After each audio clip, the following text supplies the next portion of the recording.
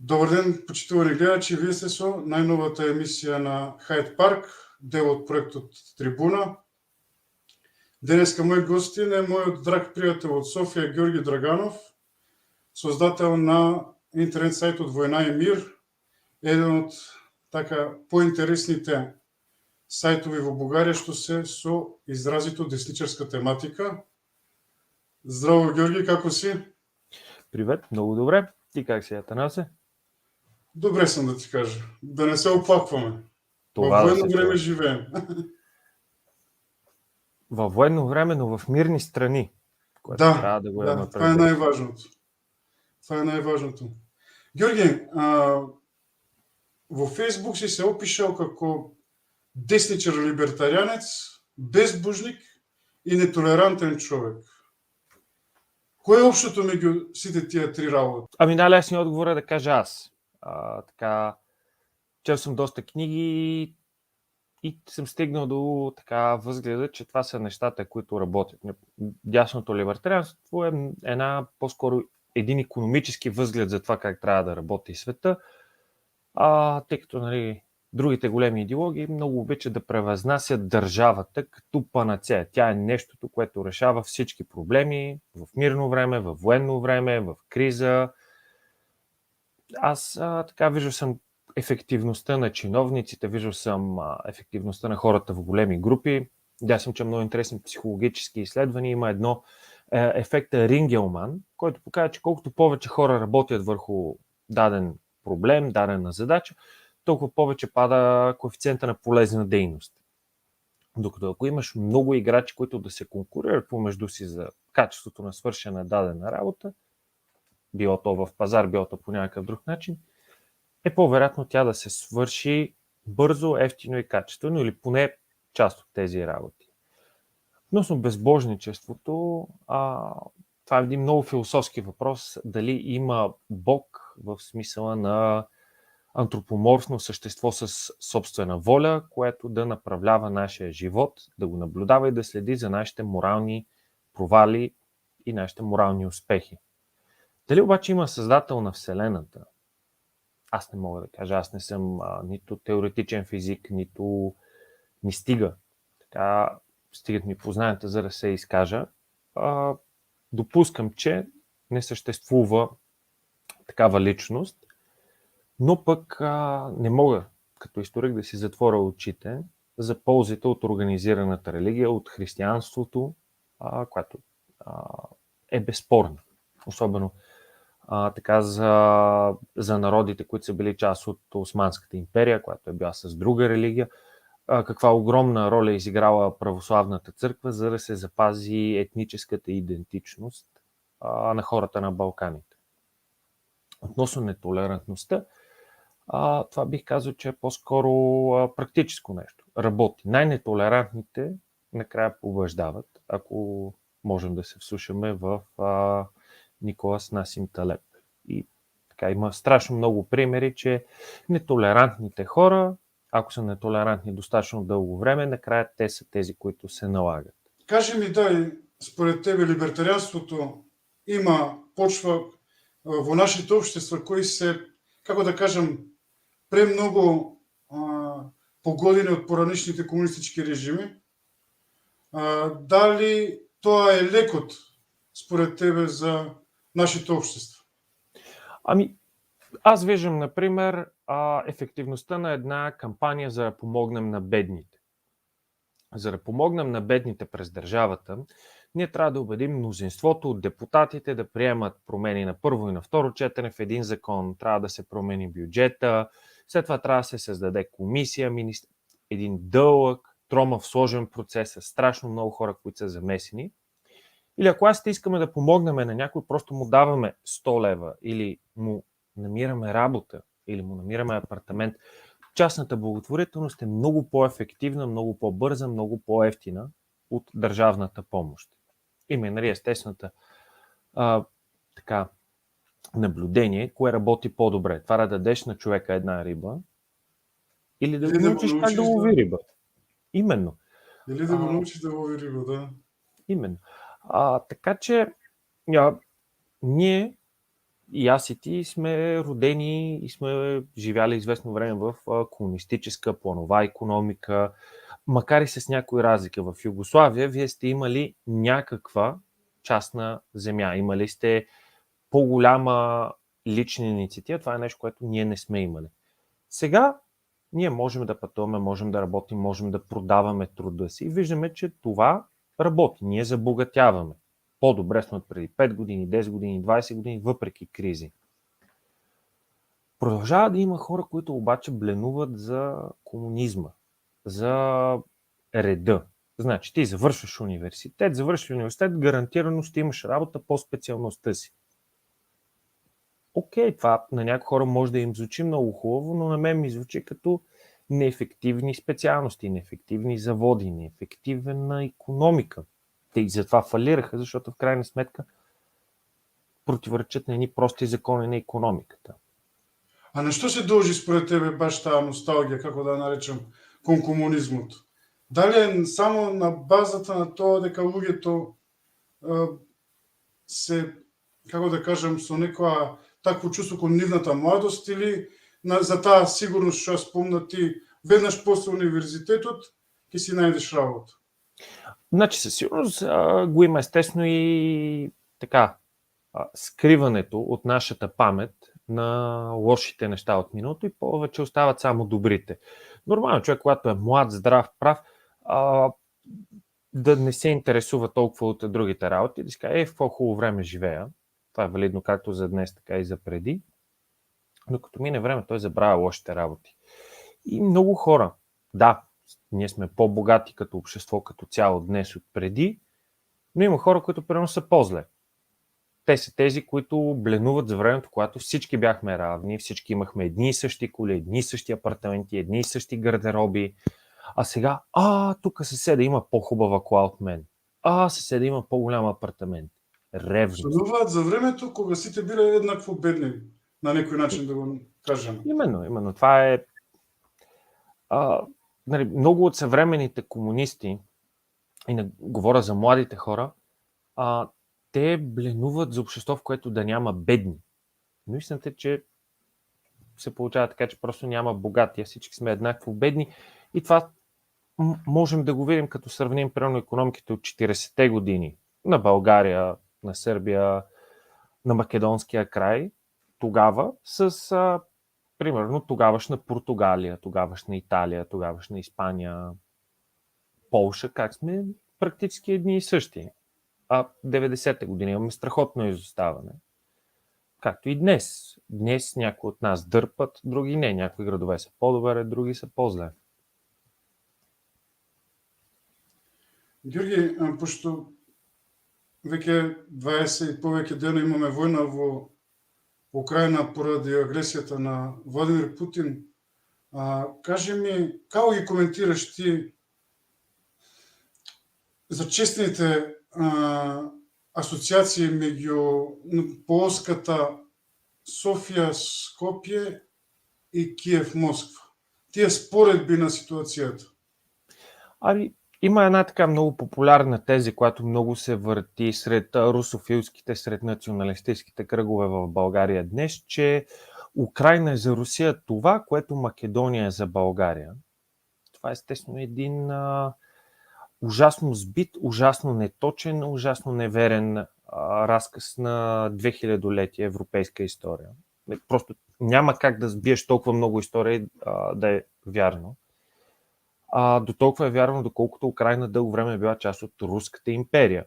Това е исторически факт. Но дали има отделен украински народ? Поне от времето на Тарас Шевченко със сигурност има, което говорим за векове.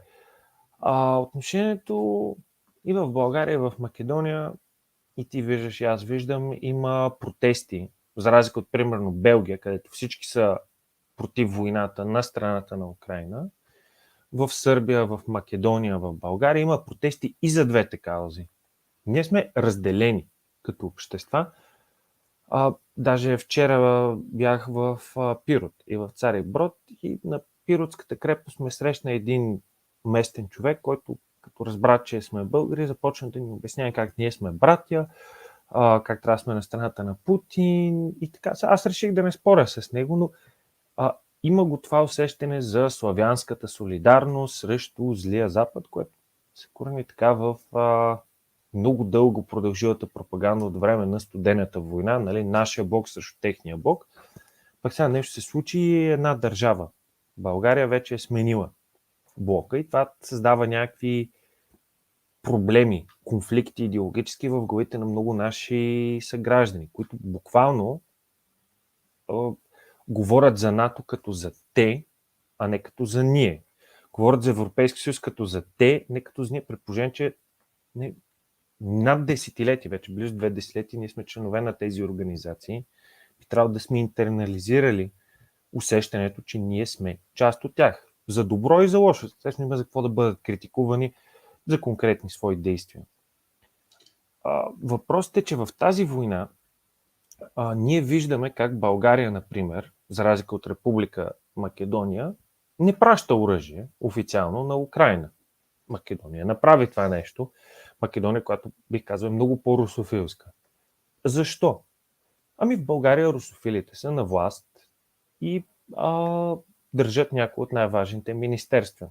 В България мнозинството от гражданите в този конфликт, ако слушаме социологическите агенции, са русофилски настроени.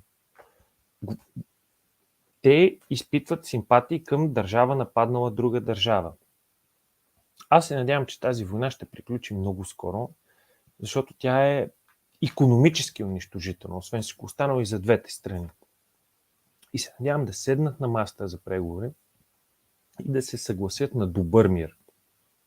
Когато се съгласят на добър мир, стоките ще започнат да преминават границите, хората ще започнат да забогатяват, бежанците ще се върнат в градовете, ще възстановят разрушените сгради и ще има нормалност.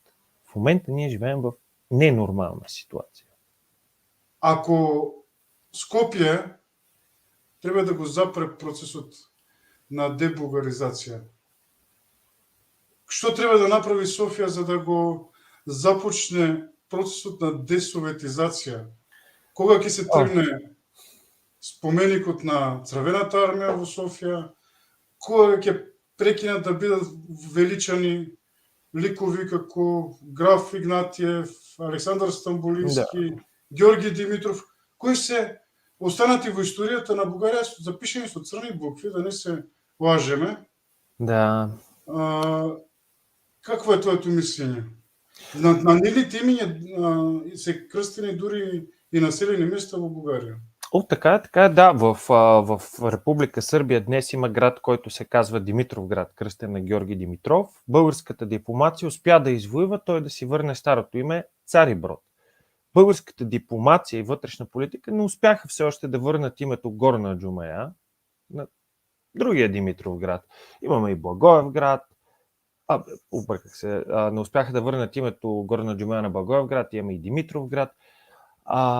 Имаме в страшно много населени места всички тези главни улици, които са 9 септември, Мир, Конгрес, Априлски пленум и така нататък.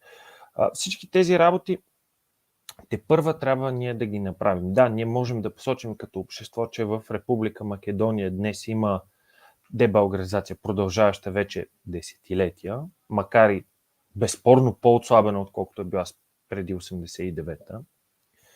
Чакаме да видим и официалните резултати от преброяването, да видим колко граждани са записали етнически българи.